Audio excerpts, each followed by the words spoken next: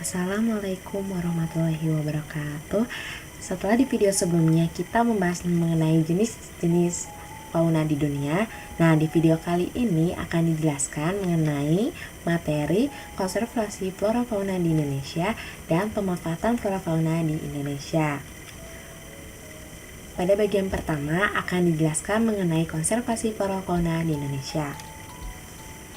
Nah, pengertian konservasi. Konservasi adalah pengelolaan sumber daya alam hayati yang pemanfaatannya dilakukan secara bijaksana untuk menjamin kesinambungan persediaannya dengan tetap memelihara dan meningkatkan kualitas keanekaragaman dan nilainya.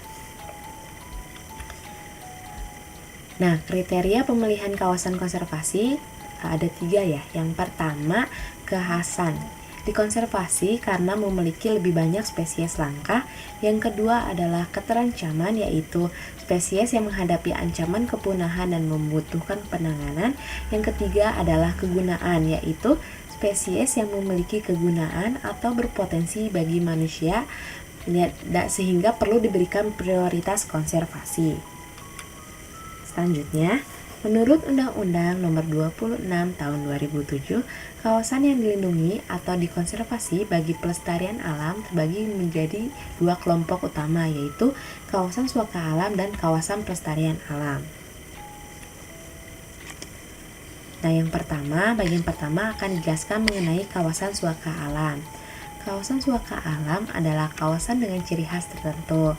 Fungsi pokok kawasan suaka alam adalah sebagai kawasan pengawetan keanekaragaman tumbuhan dan satwa, serta ekosistemnya juga berfungsi sebagai wilayah penyangga kehidupan. Kawasan suaka alam sendiri terbagi menjadi 3 ya. Yang pertama ada cagar biosfer, cagar alam, dan terakhir suaka marga satwa. Yang pertama akan dijelaskan mengenai cagar biosfer. Cagar biosfer sendiri memiliki arti yaitu sebagai kawasan yang dilestarikan untuk melindungi flora fauna di dalamnya. Cagar biosfer biasanya diakui oleh UNESCO.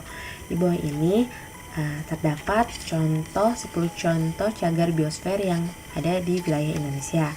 Yang pertama ada cagar biosfer Siberut, yang kedua ada cagar biosfer Gunung Leuser, yang ketiga cagar biosfer Tanjung Puting, yang keempat cagar biosfer Cibodas, yang kelima cagar biosfer Lorerindu, yang keenam cagar biosfer Komodo, yang ketujuh cagar biosfer Siak, yang kedelapan cagar biosfer Bromo Tengger, yang kesembilan Taman Laut Wakatobi, yang kesepuluh ada Giamsia. Nah, selanjutnya yang kedua adalah cagar alam. Cagar alam sendiri memiliki arti yaitu kawasan yang memiliki kekhasan tumbuhan dan satwa yang membutuhkan perlindungan. Cagar alam sendiri mempunyai 2 kriteria ya. Yang pertama adalah memiliki keragaman tumbuhan atau satwa. Yang kedua, memiliki kondisi alam yang masih baik, belum diganggu oleh manusia. Jadi kawasan kondisi alamnya masih asli ya. Nah, cagar alam sendiri mempunyai 5 fungsi. Yang pertama adalah sebagai tempat penelitian, yang kedua sebagai pengembangan ilmu pengetahuan, yang ketiga sebagai tempat pendidikan, yang keempat sebagai kegiatan wisata atau pariwisata, yang kelima adalah penunjang budidaya flora fauna. Nah, di sini ada 5 contoh cagar alam yang ada di Indonesia. Yang pertama ada cagar alam Gunung Krakatau. Yang kedua ada cagar alam Pananjung Pangandaran. Yang ketiga ada cagar alam Rafflesia. Yang keempat ada cagar alam Sibolangit. Yang kelima ada cagar alam di situ Patenggang. Nah, yang ketiga adalah suaka marga satwa.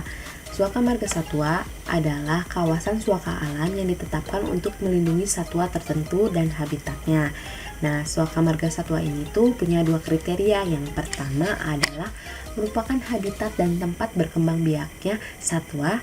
Yang kedua adalah habitat dari jenis satwa langka atau akan punah. Jadi biasanya yang di suaka marga satwa ini tuh hewan atau satwanya tuh termasuk ke dalam jenis langka atau akan punah. Dan di sini ada contoh suaka marga satwa yang ada di wilayah Indonesia. Yang pertama adalah suaka marga satwa Ujung Kulon. Hewan yang dilindunginya adalah badak dan rusa. Yang kedua ada Suaka Marga Satwa Pulau Baun, yaitu hewannya yang dilindungi adalah cendrawasih. Yang ketiga adalah Suaka Marga Satwa Rimbang Baling, hewan yang dilindungi adalah harimau Sumatera. Yang keempat ada Suaka Marga Satwa Pulau Mojo, hewan yang dilindunginya adalah burung kakatua dan babi hutan. Nah, selanjutnya ke bagian kedua, yaitu kawasan pelestarian alam. Kawasan pelestarian alam sendiri memiliki arti kawasan konservasi yang difungsikan sebagai sarana perlindungan. Kawasan ini dapat diperuntukkan untuk pendidikan, penelitian, dimanfaatkan sebagai hutan adat, hutan guru, dan hingga wisata. Kawasan pelestarian alam sendiri terbagi menjadi 4. Yang pertama ada Taman Nasional, yang kedua ada Taman Hutan Raya, yang ketiga ada Taman Wisata Alam, yang keempat ada Kebun Binatang atau Kebun Raya. Yang pertama ada Taman Nasional. Taman Nasional memiliki arti kawasan yang mempunyai ekosistem asli, dikelola dengan sistem zonasi yang dimanfaatkan untuk tujuan penelitian, ilmu pengetahuan, pendidikan, menunjang budaya, pariwisata dan rekreasi. Di sini ada 5 contoh taman nasional yang ada di wilayah Indonesia. Yang pertama ada Taman Nasional Waikambas, yang kedua adalah Taman Nasional Karimun Jawa, yang ketiga Taman Nasional Kepulauan Seribu, yang keempat ada Taman Nasional Alas Purwo, yang kelima adalah Taman Nasional Baluran. Nah, yang kedua adalah Taman Hutan Raya. Taman Hutan Raya sendiri memiliki arti kawasan yang tujuannya untuk mengkoleksi tumbuhan dan atau satwa yang alami atau buatan, jenis asli atau bukan asli, yang dimanfaatkan bagi kepentingan penelitian, ilmu pengetahuan, pendidikan, menunjang budaya, pariwisata dan rekreasi. Di sini ada nama-nama contoh taman hutan raya yang ada di wilayah Indonesia.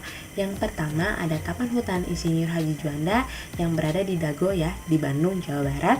Yang kedua adalah Taman Hutan Dr. Muhammad Hatta yang berada di Sumatera Barat. Yang ketiga adalah Taman Hutan Raya R. Suryo di Jawa Timur. Yang keempat adalah Taman Hutan Raya Ngurah Rai di Bali. Yang kelima adalah Taman Hutan Raya Gunung Bunder di Yogyakarta. Selanjutnya yang ketiga adalah Taman Wisata Alam. Taman Wisata Alam memiliki arti kawasan yang ditetapkan untuk melindungi alam, tetapi dimanfaatkan juga untuk tujuan wisata. Nah, taman wisata alam ini tuh ada 2 kriterianya. Yang pertama, memiliki daya tarik flora, fauna ataupun ekosistem. Yang kedua adalah kondisi lingkungan mendukung untuk pengembangan pariwisata atau dijadikan tempat wisata, ya. Contoh dari taman wisata alam ada 5 nih. Yang pertama ada Taman Wisata Alam Danau Toba di Sumatera Utara, Taman Wisata Alam Kawah Kamojang di Jawa Barat, Taman Wisata Alam Gunung Guntur di Jawa Barat, Taman Wisata Gunung Papandayan di Jawa Barat, dan yang kelima terakhir Taman Wisata Alam Tangkuban Perahu. Nah, yang keempat terakhir yang termasuk kawasan pelestarian alam yaitu kebun binatang atau kebun raya. Kebun binatang atau kebun raya ini tuh kawasan untuk koleksi dan berfungsi untuk melestarikan jenis flora fauna dalam keadaan hidup dan menangkarkan satwa yang hampir punah. Nah, contoh-contoh dari kebun binatang atau kebun raya yang ada di wilayah Indonesia, yang pertama adalah Kebun Binatang Bandung, yang kedua adalah Taman Safari, yang ketiga ada Batu Street Zoo, yang keempat adalah Kebun Binatang Ragunan, yang kelima ada Bali Safari. Nah, selanjutnya setelah tadi bagian pertama membahas tentang konservasi flora fauna di Indonesia. Nah, bagian kedua ini adalah membahas tentang pemanfaatan flora fauna di Indonesia. Nah, pemanfaatan flora fauna di Indonesia sendiri terbagi menjadi 6 ya. Yang pertama sebagai sumber pangan, yang kedua sebagai kesehatan, yang ketiga sebagai wisata, yang keempat sebagai bahan baku industri, yang kelima sebagai kerajinan, yang terakhir adalah pendidikan dan penelitian. Yang pertama adalah flora fauna sebagai sumber pangan. Nah, Sekarang contohnya yang pertama yaitu flora sebagai sumber pangan, yaitu tanaman penghasil buah, tanaman penyegar, tanaman penghasil sayuran, dan tanaman rempah-rempah. Contohnya sumber karbohidrat terdapat dari tanaman padi, jagung, kentang, ubi, dan lainnya. Nah, fauna sebagai sumber pangan contohnya sebagai ayam, kerbau, sapi, kambing, bebek. Nah, ayam, kerbau, sapi, kambing, bebek ini tuh biasanya kita konsumsi dalam kayak sehari-hari ya. Nah, yang kedua adalah flora fauna dapat dimanfaatkan sebagai bahan baku obat atau dalam bidang kesehatan. Kalau dalam flora, dalam bidang kesehatan yang pertama ada jahe, bawang putih, kunyit, daun, sirih, temulawak, daun kayu putih. Jadi si yang jahe, bawang putih, kunyit, daun sirih, temulawak, daun kayu putih itu dimanfaatkan sebagai bahan kesehatan atau bahan baku obat. Biasanya contohnya kayak misalnya kunyit atau temulawak nih, contohnya temulawak sebagai bahan baku obat untuk meningkatkan daya nafsu makan misalnya. Nah, yang kedua adalah fauna sebagai bahan kesehatan. Sekarang faunanya contohnya seperti lebah. Lebah dimanfaatkan madunya untuk kesehatan, dan lebah juga biasanya ada sebagai teknik akupuntur ya. Terus yang kedua ada ular. Ular biasanya dimanfaatkan daging atau lemaknya untuk mengobati gatal-gatal. Nah, selanjutnya ada flora fauna sebagai bahan baku industri. Nah, yang pertama itu flora sebagai bahan baku industri, contohnya getah dari pohon karet, yang kedua kayu dari batang pohon, yang ketiga ada getah pinus, dan yang terakhir ada serat dari batang pohon. Selanjutnya ada fauna sebagai bahan baku industri. Contohnya adalah ulat sutra dimanfaatkan untuk kain sutra. Yang kedua adalah kulit hewan, misalnya kulit hewan domba misalnya dijadikan sepatu, tas, ikat pinggang. Nah, itu contoh dari pemanfaatan flora fauna sebagai bahan baku industri. Nah, yang keempat, kerajinan yaitu jadi flora fauna sebagai bahan kerajinan. Biasanya yang pertama adalah pohon bambu sebagai bahan pembuat meja, kursi, anyaman untuk tas, anyaman dari eceng gondok, anyaman dari daun kelapa, hiasan dari batok kelapa. Nah, itu pemanfaatan flora atau tumbuhan sebagai bahan kerajinan. Yang kedua adalah fauna sebagai bahan kerajinan. Nah, contohnya seperti hiasan kerang yang ada di Pangandaran biasa dijual ya, bisa jadiin hiasan atau pernak-pernik aksesoris perempuan. Yang kedua, hiasan dari kulit atau tanduk hewan. Nah, mungkin ada beberapa hewan yang dijadikan hiasan, tapi yang pastinya bukan hewan yang dilindungi ya. Kalau yang dilindungi bisa dipenjara, tangkap, dan didenda. Nah, flora fauna yang dijadikan tempat wisata. Flora fauna dapat dimanfaatkan untuk wisata, misalnya dengan pengunjung mengunjungi taman hutan raya atau kebun raya untuk melihat koleksi tumbuhan dan satwa. Nah, yang terakhir, yang keenam ya, ini salah ibu, sebagai pendidikan dan penelitian. Flora fauna dapat dimanfaatkan sebagai tempat pendidikan untuk meningkatkan pengetahuan kita. Contohnya dengan mengetahui jenis-jenis tumbuhan dan hewan yang baru ditemukan atau yang sudah ada di bumi sebelumnya. Yang kedua adalah flora fauna dapat dijadikan bahan penelitian, misalnya mengetahui kandungan zat dalam tumbuhan atau hewan untuk keperluan kesehatan. Misalnya dalam bagian hewan ini, hewan ular misalnya bisa dijadikan bahan obat untuk gatal-gatal. Nah, kayak gitu contohnya sebagai pendidikan dan penelitian. Yang keenam, terakhir dan selesai. Terima kasih.